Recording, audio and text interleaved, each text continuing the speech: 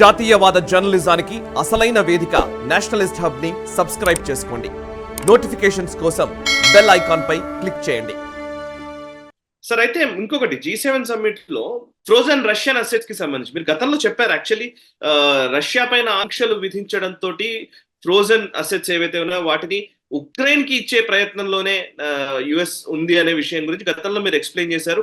కొంత మనీని కూడా కొంత నిధుల్ని కూడా ఇచ్చినట్టుగా మీరు అప్పుడు చెప్పారు. బట్ ఇప్పుడు సేమ్ థింగ్ G7 సమ్మిట్ లో కూడా $50 బిలియన్ ఏవైతే రష్యాకి సంబంధించినటువంటి ఫ్రోజన్ అసెట్స్ ఉన్నాయో వాటిని ఉక్రెయిన్ కి ఇచ్చి రష్యన్ ఫోర్సెస్ కి వ్యతిరేకంగా పోరాడడం కోసం వాళ్ళకి నిధులు ఇవ్వాలని కూడా ఇందులో నిర్ణయించినట్టుగా తెలుస్తోంది.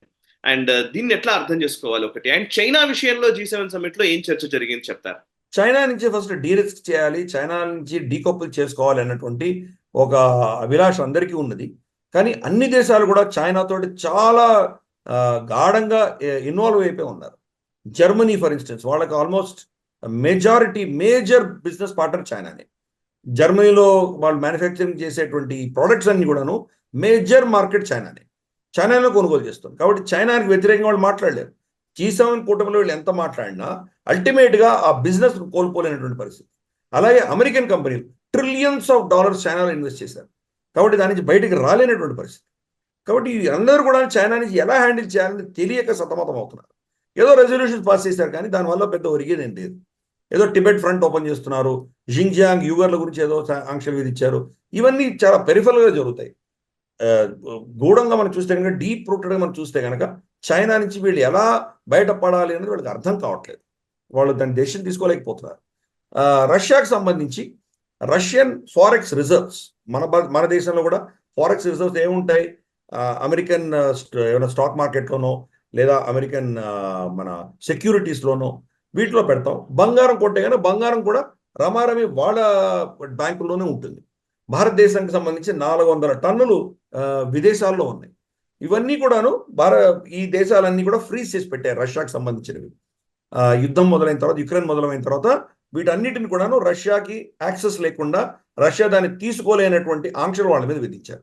దీంతో వ్లాడిమిర్ పుటిన్ ఏం చేశారంటే, ఇప్పుడు లేటెస్ట్ డెవలప్మెంట్, ఆయన డాలర్ యూరోని రష్యాలో ఉన్నటువంటి స్టాక్ మార్కెట్స్లో దాని మీద ట్రేడింగ్ నిలిపివేశారు ఆయన. రెండవది, ఈ యొక్క కంప్లీట్ EU కావచ్చు, G7 కావచ్చు, వీళ్ళు వేసినటువంటి ఆంక్షల వల్ల రష్యా ఎకానమీ పెరిగిందే కానీ తగ్గలేదు. కాబట్టి రష్యాను కూడా ఎలా డీల్ చేయాలో వీళ్ళకి అర్థం కావట్లేదు. వాళ్ళు ఫ్రీజ్ చేసినటువంటి అసెట్స్, దాని మీద వచ్చేటువంటి ఇంట్రెస్ట్ని యుక్రెయిన్కి ఒక లోన్ రూపేణా ఇచ్చి మనం కాపాడుకుందామని వాళ్ళు ప్రయత్నం చేస్తున్నారు. దానికి రిపర్కషన్స్ ఉంటాయని వ్లాడిమిర్ పుటిన్ కూడా వార్నింగ్ ఇవ్వడం జరిగింది. కాబట్టి ఈ నిర్ణయం తర్వాత మరి రష్యా ఎలా రిటాలియేట్ చేస్తుందో వేచి చూడాలి మనం. రష్యా తలుచుకుంటే కనుక యూరోపియన్ యూనియన్ కానీ వీళ్ళందరూ కూడాను వాళ్ళకు ఉన్నటువంటి ఎనర్జీ నీడ్స్ కంప్లీట్గా కట్ చేయగలిగినటువంటి కెపాసిటీ వాళ్ళకు ఉన్నది. ప్లస్ సౌదీ అరేబియా కూడా వాళ్ళతో కలవడంతో వాళ్ళు ఏం చేయాలో అర్థం కానటువంటి పరిస్థితి. కాబట్టి ఈ G7 సమ్మిట్లో వీళ్ళు చేసిన నిర్ణయాలన్నీ కూడా పెద్దగా గుణం చూపిస్తాయని నేను అనుకోను.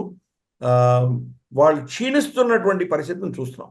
అక్కడ ఉన్నటువంటి G7 నేతృత్వం కావచ్చు, లేదా అక్కడ ఇన్వైట్ చేయబడ్డ నేతృత్వం కావచ్చు, వీళ్ళందరిలోకి కూడాను ఫాస్టెస్ట్ గ్రోయింగ్ ఎకానమీ భారతదేశం. 7.8% మనం పెరుగుతున్నాం.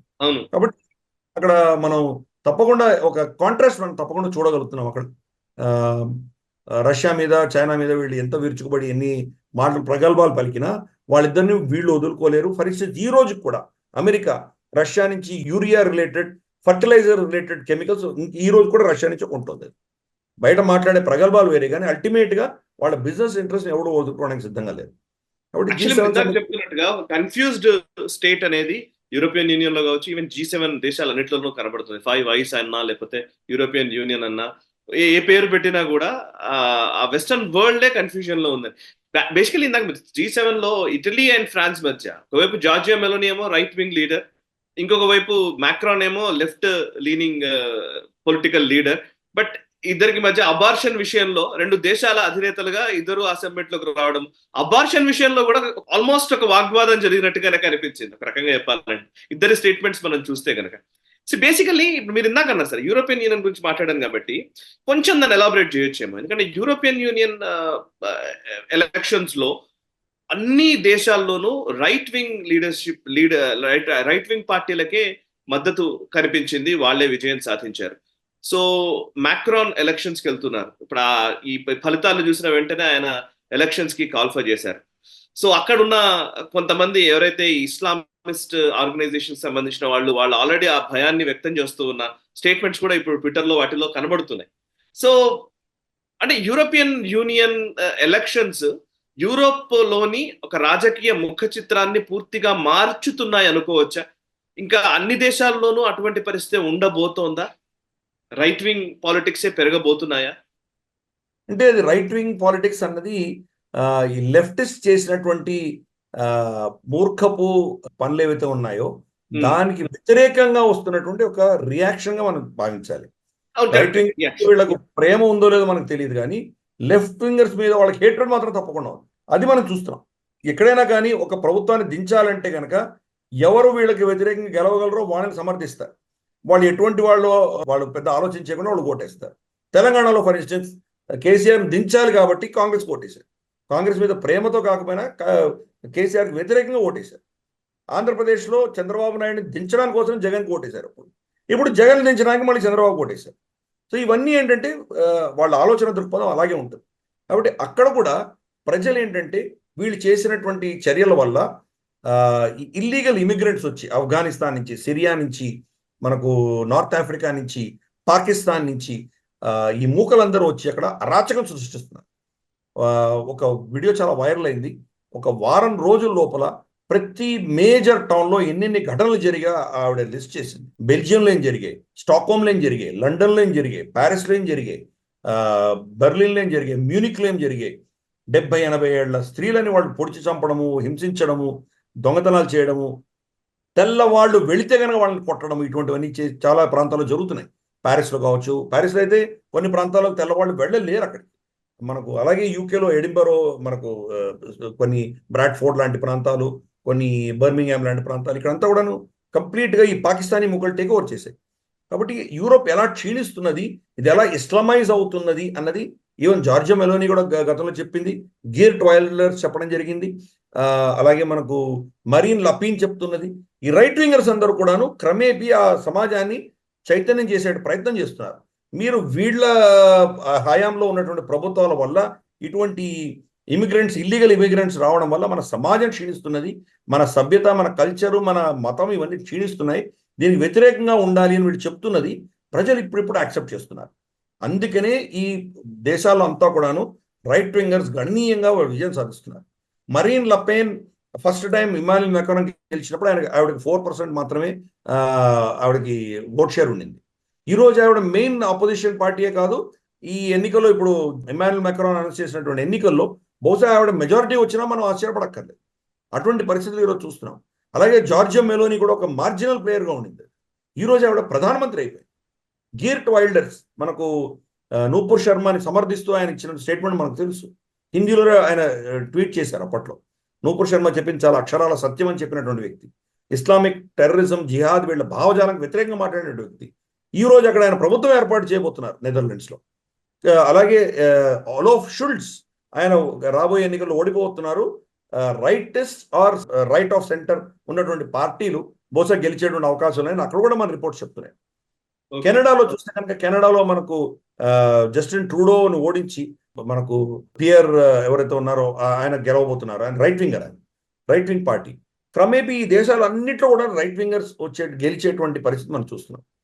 1-2 ప్రాంతాలు యూకేలో రైట్ వింగ్ పార్టీ ఓడిపోతోంది, Rishi Sunak party, Labour party గెలుస్తున్నది ఇక్కడ.